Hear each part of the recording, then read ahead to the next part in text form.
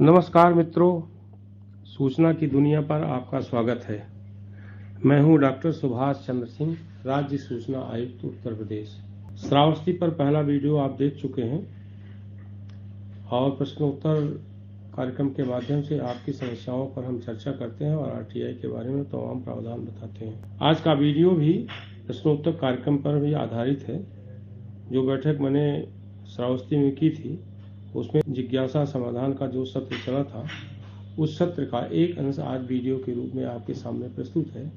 इसे आप देखिए, आपकी प्रतिक्रिया का हमें इंतजार रहेगा। एक व्यक्ति बैठे हैं, क्या नाम है आपका? जगत प्रकाश गुप्ता। हाँ, प्रधानाचार्य सरस्वती शिशु मंदिर विद्या मंदिर श्रावस्ती, भिनगा श्रावस्ती। अब आप बैठ जाइए। अब इनकी कहानी मैं बता रहा हूँ आपको। कभी कभी ऐसा होता है, मैं इस कहानी के जरिए आपको आरटीआई स्पष्ट करना चाहता हूँ, बस इतना है।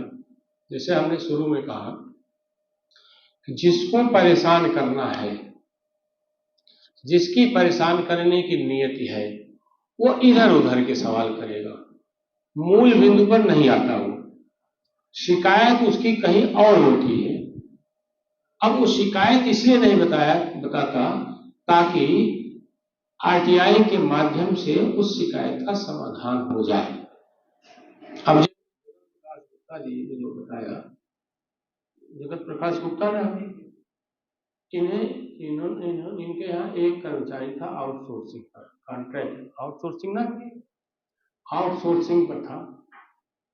अब सरस्वती विद्या मंदिर के पूरा जो है वो उसका एक बना हुआ है नियम कानून, कैसे किसको रखते हैं, कैसे किसको हटाते हैं, पूरी नियमावली है। वो आरटीआई दर आरटीआई लगाए चला जा रहा है। अब मूल सवाल वो नहीं कर रहा है। मूल सवाल ये था कि उसको उसके, जैसा कि इन्होंने बताया, उस शरारतन, क्योंकि इंग्लिश का टीचर था, उसको इन्होंने निकाल दिया। आउटसोर्सिंग पर है तो नियम पूर्वक आप काम लेंगे, और जब आपको लगेगा नियम पूर्वक काम नहीं कर रहा है या अप टू द मार्क नहीं है, आप नोटिस दे के निकाल देंगे।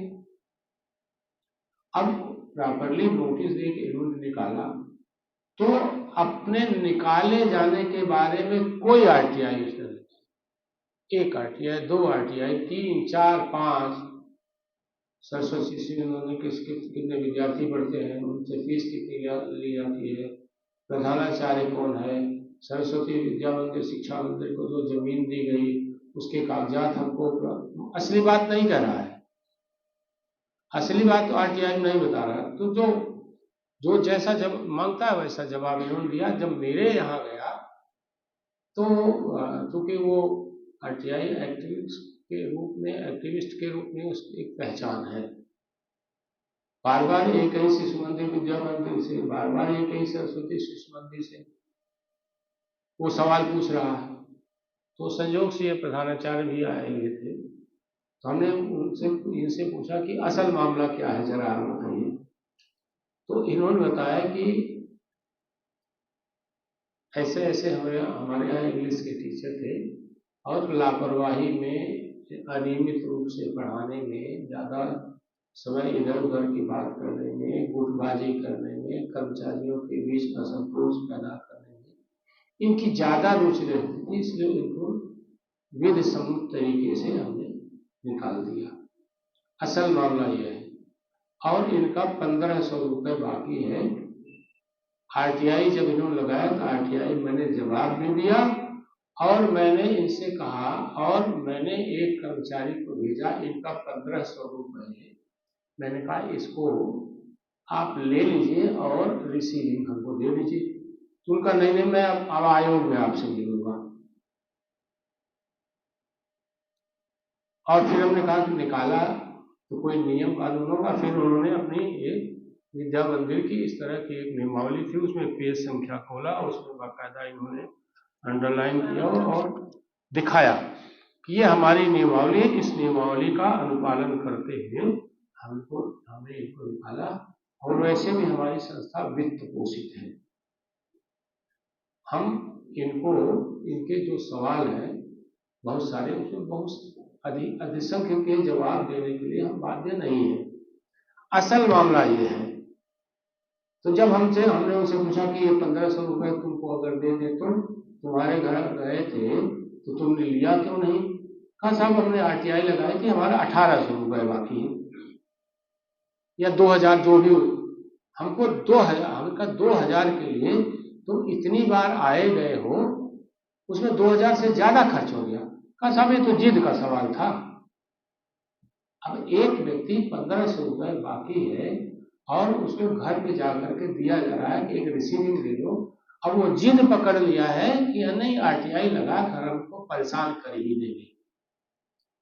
आरटीआई इस तरह से लगाने वालों को एक नशा हो जाता है, उनको आनंद आने लगता है अधिकारियों को परेशान करने में। इस तरह के लोग हैं, बहुत सारे लोग हैं जिनकी कोई डिमांड है या जिनको कोई ग्रीवेंस है, कोई शिकायत है, कोई मांग उनकी पूरी नहीं हो रही है, कोई काम अटका हुआ है, तो आरटीआई लगाकर उस काम को करवाना चाहते हैं। वो काम विधि सम्मत अगर हो तो आप लोगों को करना चाहिए, लेकिन आरटीआई के दबाव में आकर वो काम करें, ये मुझे लगता है ये ठीक नहीं है। क्योंकि आरटीआई, मैं फिर दोहरा रहा हूं, ये सूचना का कानून है, ये काम करवाने का कानून नहीं। अधिनियम 2005 में साफ कहा गया है कि यह कानून शासन प्रशासन में पारदर्शिता के लिए लाया गया है, भ्रष्टाचार कम करने के लिए लाया गया है। अगर मेरा अपना कहना है कि अगर पारदर्शिता और भ्रष्टाचार, पारदर्शिता लाने और भ्रष्टाचार कम करने के लिए जो कानून लाया गया है उसका दुरुपयोग करते हुए भ्रष्टाचार की समानांतर एक सिस्टम क्रिएट किया जाए तो फिर तो ये तो नहीं चलने वाला है। तो आप लोगों को मेरा केवल इतना कहना है कि कोई व्यक्ति अगर पारदर्शिता लाने और भ्रष्टाचार कम करने के निमित्त ईमानदारी से आरटीआई मांगता है तो उसका जवाब अवश्य देना चाहिए। लेकिन अगर उसके दुरुपयोग के बारे में एक आदतन आरटीआई लगाने वाला है उसको उस हिसाब से डील करना चाहिए। लेकिन जो भी आप करें वो 30 दिन के भीतर करें, ताकि वो सूचना आयोग में आकर के आपकी शिकायत करने या आपके खिलाफ जो है उसको कुछ कहने का विधि सम्मत, विधि मान्य तर्क न मिल सके। That's it. और किसी को स्पष्ट हो गई चीज कि नहीं? और अब बताइए, किसी का कोई सवाल है? बेहिचक सवाल पूछिए। एक सवाल कोई पूछता है, एक सवाल पूछता है उसमें हम कई सवालों का जवाब देते हैं। छोटा सा भी सवाल मुझे लगेगा कि इसका जवाब देना चाहिए और सवाल वाजिब है, तर्कसंगत है, तो उस सवाल का जवाब देते समय हम कई अन्य सवालों का भी जवाब देते हैं। जैसे एक उदाहरण जब मैंने दिया इसमें कई सवालों का जवाब था, आप लोगों ने मार्क किया होगा। हाँ बताइए, पहले परिचय दीजिए फिर से। सर, डॉक्टर अजय प्रताप सिंह, मुख्य चिकित्सा अधिकारी श्रावस्ती। सीएमओ जी सर। जी बताएं। सर, ज्यादातर जो सिस्टम से असंतुष्ट हैं या जो हमारे साथी काम कर रहे होते हैं वो असंतुष्ट होकर किसी XYZ जिस कहीं का भी कोई आदमी है, मान लीजिए शिकायत श्रावस्ती की है तो वो पता लगा गोंडा या लखनऊ से आरटीआई डाल रहा है और जो सूचनाएं वो मांग रहा है वो बिल्कुल ऐसे व्यक्ति द्वारा मांगी जा सकती हैं जो वो सिस्टम में रहा हो, यानी मांगने वाले का कोई बहुत परिचय नहीं है या बहुत सूचनाएं नहीं है। जब हम लोग पत्रकारिता में थे यही काम हम लोग करते थे। मैं खबर निकलवाने के लिए हम लोग आपके ही कार्यालय में सूत्र ढूंढते थे, तो जो असंतुष्ट होता रहता तो उसी से हम लोगों की दोस्ती हो जाती थी। तो आपके बारे में जो निगेटिव खबरें या जो इस तरह की खबरें जो हमारे लिए समाचार बन सकती हैं वो देता था। तो ये तो हम लोग करते थे, विधि मान्य है नहीं है इसका कोई बहुत वहाँ मतलब नहीं, हमको केवल खबर से मतलब है कि हमको सही खबर मिल जाए। हम इस तरह के सूत्र ढूंढा करते थे। हमको क्या मालूम कि आपके ऑफिस में क्या हो रहा है, हम तो बाहरी आदमी है ना। तो जो अंदर की खबर देता था वो वही आदमी देता था जो आपके कार्यालय में काम करता था। आज वही दूसरे रूप में आ गया है कि कोई व्यक्ति अगर असंतुष्ट है तो आपसे बदला लेने के लिए या आपको परेशान करने के लिए खुद तो आरटीआई डाल नहीं सकता, डालेगा तो उस पर सवाल खड़ा होगा। अगर उसकी व्यक्तिगत नहीं है तो किसी अन्य का सहारा, लखनऊ में बैठा हुआ व्यक्ति है, गोंडा में बैठा हुआ व्यक्ति है, बलरामपुर में बैठा हुआ व्यक्ति है, उसके माध्यम से वो सूचना मांगता है। लेकिन हमने कहा ना कि इन सब का समाधान है कि जो वो सूचना मांगे वो सूचना आपकी स्थिति में दे दें, और एक अगर इसी तरह की बार बार वो सूचनाएं मांगता है एक ही व्यक्ति या व्यक्ति और नाम बदल जाते हैं, तो आप फिर महीने 2 महीने 3 महीने 4 महीने 5 महीने इसकी आरटीआई जुटाइए और उसमें प्रश्नों का एक मैं इसका हल बता रहा हूं। आपको ये लगेगा कि 4, 5, 10, 15 क्वेश्चन है जो घुमा फिराकर विभिन्न नामों से पूछा जाता है। आप उसको खारिज कर सकते हैं कि आपके इस जो आरटीआई लगाया है इसका कोई लोकहित नहीं है, इसलिए आपको सूचना नहीं दी जा सकती है।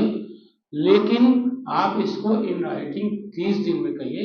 इस तरह की आरटीआई को लगाए जाने पर सूचना अधिकार कानून में कोई प्रतिबंध नहीं है।